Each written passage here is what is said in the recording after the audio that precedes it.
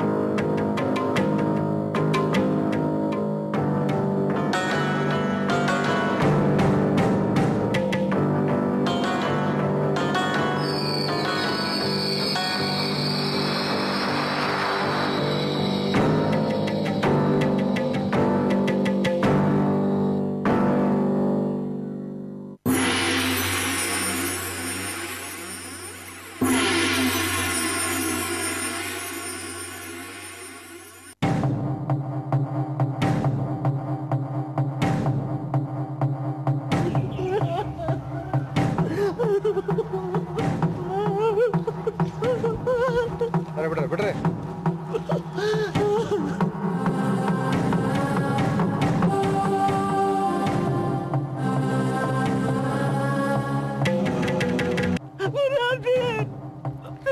ಹೇಳ್ರಿ ಬೆಲ್ಲ ಗಿರುವ ಮೊತ್ತ ಗೊತ್ತಿದ್ದೀರಲ್ಲ. ನಮಸ್ಕಾರ.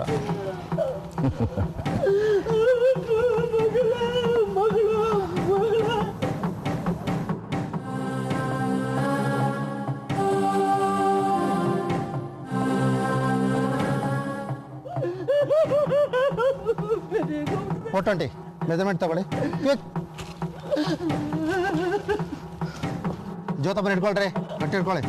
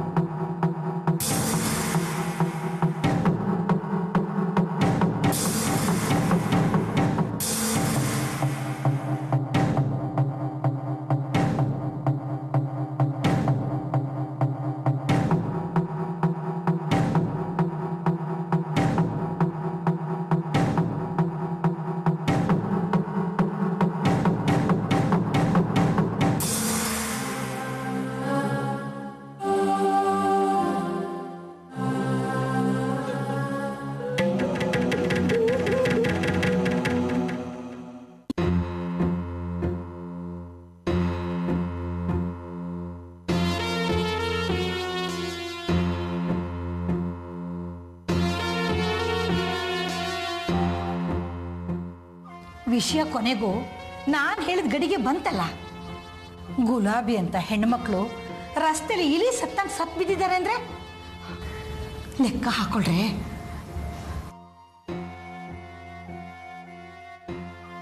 ಗುಲಾಬಿ ಸತ್ತಿದ್ದಾಳೆ, ಆದ್ರೆ ಅದು ಕೊಲೆನೋ ಆತ್ಮಹತ್ಯೆನೋ ಯಾರಿಗೆ ಗೊತ್ತಮ್ಮ? ನಿನಗೆ ಹೇಗೂ ಪುರ್ಸೊತ್ತಿದ್ಯಲ್ಲಮ್ಮ, ಹೊರಟ್ಬಿಡು.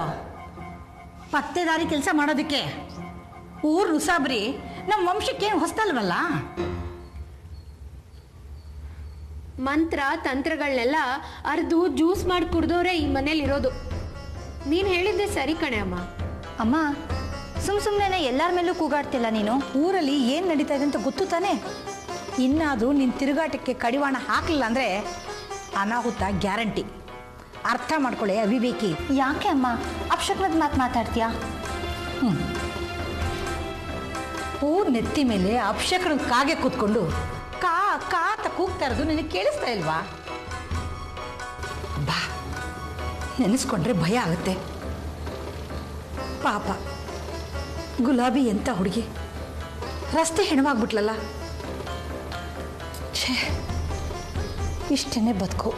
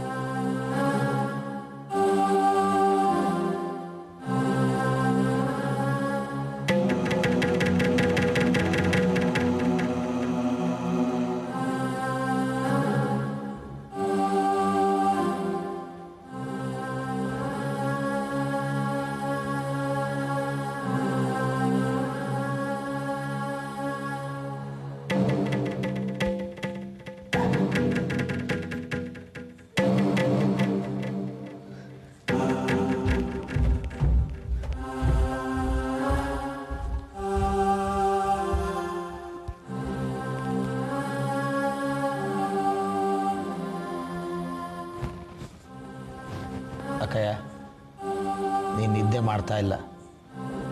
ನಿದ್ದೆ ಬರಲಿಲ್ಲ ಅಲ್ವಾ?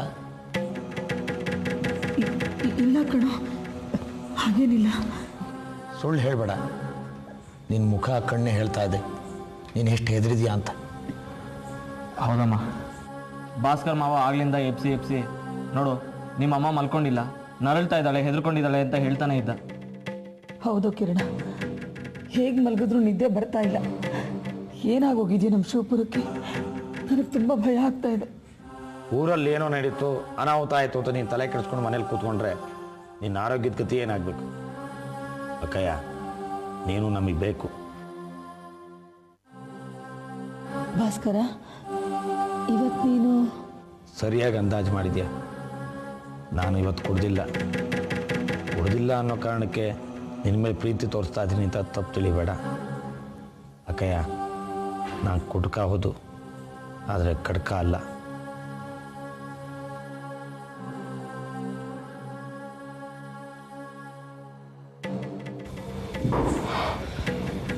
ಹೌದಮ್ಮ, ನೀನು ಒಬ್ಬಳೇ ಇಲ್ಲಿ ಮಲ್ಕೊಂಡ್ರೆ ಹೆದರ್ಕೋತೀಯ. ನಡಿ, ನಮ್ಮ ಜೊತೆ ಮೇಲ್ಗಡೆನೆ ಮಲ್ಕೊಳ್ಳೋಂತೆ. ಬಾಮ್ಮ.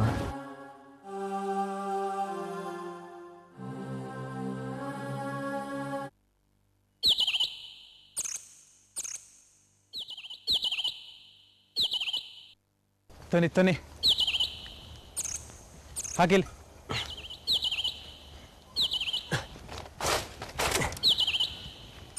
ಎಂತಾದ್ರೂ ಲಾ ಪಾಯಿಂಟ್ ಇಟ್ಕೊಂಡೇ ಮಾತಾಡ್ಬೇಕಾಗ್ತದೆ. ಆ ಗುಲಾಬಿ ಹೆಣ ಅಂತಂದು ಅಲ್ಲಿ ಹಾಕ್ದವ್ರು ಯಾರು ಅಂತ. ನೀವೇ ಅಂತೆ ಆಯ್ ತಮಾಷೆಗೆ ಹೇಳ್ದೆ ಅಷ್ಟಯ್ಯ. ಯಾಕಂದ್ರೆ ಈ ಲಾ ಪಾಯಿಂಟ್ ಶುರು ಆಗೋದೇ ಹಿಂಗೆ, ಅವನಾಗಿರ್ಬೋದಾ ಇವನಾಗಿರ್ಬೋದಾ ಅಂತ. ಅದಕ್ಕೆ ನಾನು ಒಂದು ಪಾಯಿಂಟ್ ಇಟ್ಟೆ ಮಾತಾಡ್ದೆ. ಇರ್ಲಿ, ಹಂಗಾರೆ ಅದು ಕೊಲೆನೇ ಅಂತೀರಾ? ಕೊಲೆ ಅಲ್ವಂತೆ, ಮಾನಭಂಗ ಮಾಡಿ ಕೊಲೆ ಮಾಡಿ ಹಾಕ್ಯಾರಂತೆ. ಛೇ, ಪಾಪದ ಹುಡುಗಿ ಮರೇನೆ. ಹಂಗಾರೆ ಯಾರು ಈ ಕೆಲಸ ಮಾಡಿರ್ಬೋದು ಅಂತ.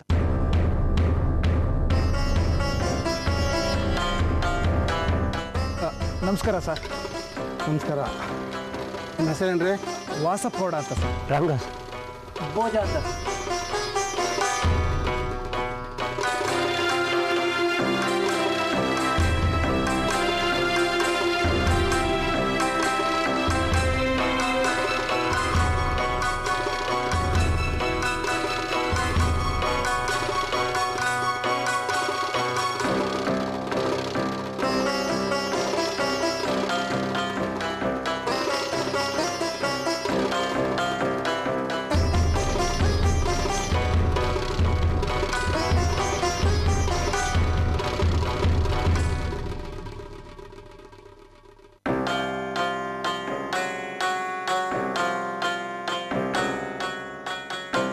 ಸತ್ತೋಗಿರೋ ಗುಲಾಬಿ ನಿಮ್ಗೆ ಗೊತ್ತೇನ್ರೋ?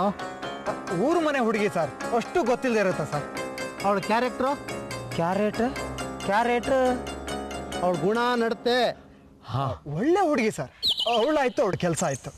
ಅವಳಿಗೆ ಯಾರ ಜೊತೆ ಆದ್ರೂ ಸಲಿಗೆ ಇತ್ತಾ? ನಾ ಕಣ್ಣಂಗೆ ಇರಲಿಲ್ಲ ಬಿಡಿ. ಮತ್ತೆ ಹುಡುಗಿ ವಿಪರೀತ ದೈವ ಭಕ್ತಿ. ಅಷ್ಟು ಒಳ್ಳೆ ಹುಡುಗಿನ ಈ ಥರ ಮಾಡಿ ಹಾಕಿದಾರಲ್ಲ ದುಷ್ಟರು.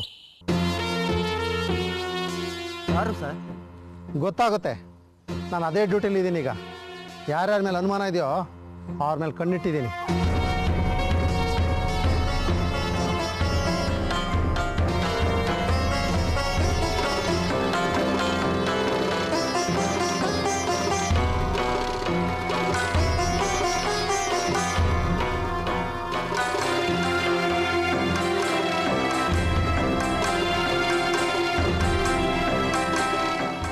ಅದರಲ್ಲೂ ಕೆಲವು ವಿಲಕ್ಷಣ ವ್ಯಕ್ತಿತ್ವದ ವಿಚಿತ್ರದ ವ್ಯಕ್ತಿಗಳನ್ನು ಹುಡುಕ್ತಾ ಇದ್ದೀನಿ. ಸಿಕ್ಕೇ ಸಿಗ್ತಾನೆ.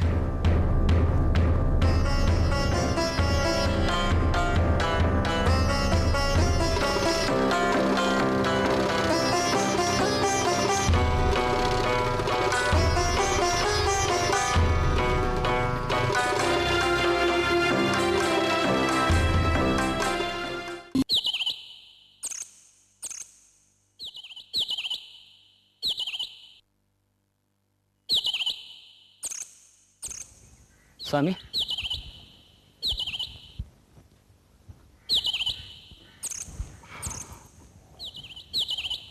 ಜೊತಪ್ಪ ನಿನ್ನ ಮಗಳಿಗೆ ಯಾರ ಜೊತೆನಾದರೂ ಒಡನಾಟ ಇತ್ತಾ? ಚೇಚೆ ಅಂಥದ್ದೇನು ಇರಲಿಲ್ಲ ಬಿಡಿ ಸ್ವಾಮಿ. ನನ್ನ ಮಗಳು ಅಂಥವಳಲ್ಲ. ನಿನ್ನ ಮಗಳು ಅಂಥವಳಂತ ನಾನು ಹೇಳ್ತಾ ಇಲ್ಲ, ಅವಳಿಗೆ ಯಾರ್ಯಾರ ಜೊತೆ ಸಂಬಂಧ ಇತ್ತು ಅಂತ. ಚೇಚೆ ಆ ಥರದ್ದೇನು ಇರಲಿಲ್ಲ ಬಿಡಿ. ಅವಳಿಗೆ ಹವ್ಯಾಸಗಳೇನಾದರೂ ಇತ್ತಾ? ಸ್ವಾಮಿ, ಗುಲಾಬಿಗೆ ದೇವರು ಅಂದರೆ ಪಂಚಪ್ರಾಣ. ದಿನಾಲು ಸಂಜೆ ಕಾಡಲ್ಲಿರೋ ಗುಡಿಗೆ ಹೋಗ್ತಾ ಇದ್ಲು. ಕಾಡಲ್ಲಿರೋ ದೇವಸ್ಥಾನ ಅಂದರೆ? ಅದೇ ಬನದ ದೇವರು ಅಂತಾರಲ್ಲ, ಅಲ್ಲೇ ಅದರ ಪಕ್ಕದ ಇನ್ನೊಂದು ದೇವಸ್ಥಾನ. ಅವಳು ಬನದ ದೇವಸ್ಥಾನ ಹತ್ರ ಹೋಗ್ತಾ ಇದ್ಲಾ?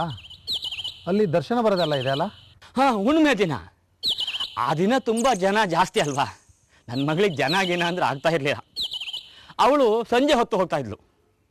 ಸಂಜೆ ಅಲ್ಲಿಗೆ ಯಾರ್ಯಾರು ಬರ್ತಾ ಇದ್ರು ಅಂತ ಗೊತ್ತಾ? ಹಾಂ, ತುಂಬ ಜನ ಹೋಗ್ತಾರೆ. ಆ ದೇವ್ರು ನಮ್ಮದವ್ರು ನಮ್ಮೂರಲ್ಲಿ ತುಂಬ ಜಾಸ್ತಿ. ಹೋಗೋರು ಬರ್ತಾನೆ ಇರ್ತಾರೆ. ಸರಿ. ಆ ದೇವ್ರು ನಮ್ಮದವ್ರು ಯಾರೂ ಹಾಳಾಗಲ್ಲ. ಆದರೆ ಇಂಥ ಒಳ್ಳೆ ಹುಡುಗಿ ಹೀಗಾಗ್ಬಿಟ್ಲಲ್ಲ ಅಂತ ಏನಾದರೂ ಮಾಡಿದ್ದರಿಗಳೇ. ಆಯಿತು, ಅಳ್ಬೇಡಪ್ಪ, ಇರು. ಸಂಜೆ ದೇವಸ್ಥಾನಕ್ಕೆ ಹೋಗ್ತಾ ಇದ್ಲು, ಹಗಲೇನು ಮಾಡ್ತಾ ಇದ್ಲು?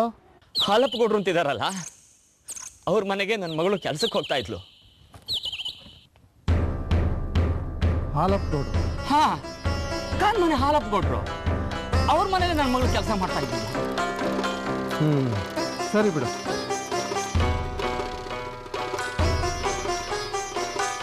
ಅವಶ್ಯಕತೆ ಬಿದ್ದರೆ ನಾನು ಕರ್ಸ್ಕೊತೀನಿ.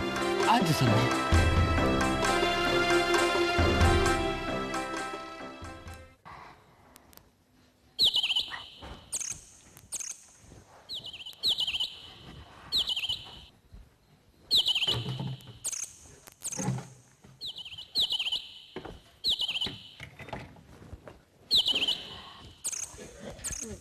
ಒಡೆರೆ ಯಾಕೋ ಗಾಬರಿ? ಇವತ್ತು ಇನ್ಸ್ಪೆಕ್ಟರ್ ಬಂದಿದ್ರು, ಭಾರಿ ತನಿಖೆ ನಡೀತಾ ಇದೆ. ಆ ಗುಲಾಬಿನ ಯಾರೋ ಅತ್ಯಾಚಾರ ಮಾಡಿ ಕೊಂದು ಹಣ ತಂದು ಹಾಕಿದ್ ನಿಜ ಅಂತೆ. ಛೇ, ಪಾಪ ಎಂತ ದೌರ್ಭಾಗ್ಯವಂತೆ ಅವಳು. ಈಗ ಅನುಮಾನ ಬಂದವ್ರ ಮೇಲೆ ಹುಡುಕ್ತಾ ಇದಾರಂತೆ. ಹಾಲಪ್ಪಗೌಡ್ರ ಮನೆಗೂ ಹೋದ್ರು. ಹಾಲಪ್ಪನ ಮನೆಗೆ ಯಾಕೆ ಹೋದ್ರಂತೆ? ಹಾಲಪ್ಪಗೌಡ್ರ ಮನೇಲೆ ಅಲ್ವಾ ಅವಳು ಕೆಲಸ ಮಾಡ್ತಿದ್ದಿದ್ದು. ಶಾಲಿನಿ ಅಮ್ಮ ಬೇರೆ ನಮ್ಮ ಕಾವ್ಯಮ್ಮನ ದೋಸ್ತಿ. ಇದ್ಯಾಕೋ ಒಂದಕ್ಕೊಂದು ಕಗ್ಗಂಟಾಗ್ತಾ ಇದೆ.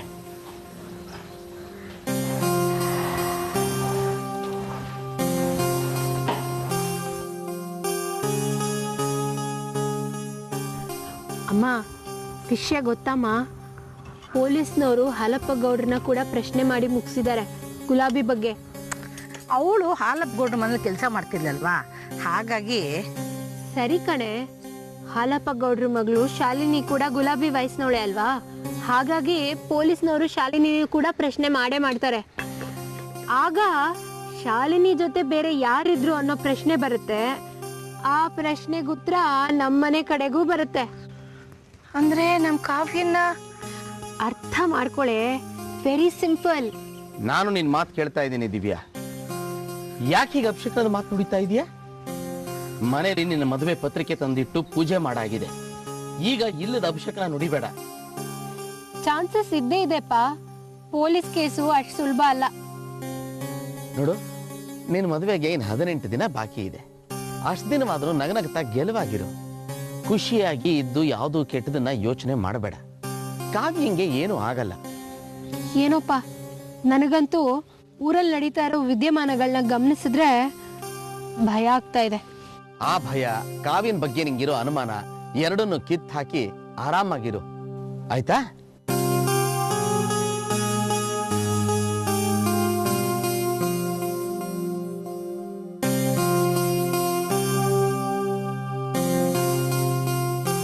ದಿವ್ಯಾ ಹೇಳ್ತಿರೋ ಹಾಗೆ ಈ ಗುಲಾಬಿ ಪ್ರಕರಣದಲ್ಲಿ ಪೊಲೀಸ್ನವರು ನಮ್ಮನೆ ತನಕ ಪಾತ ಬೆಳೆಸ್ತಾರೆ.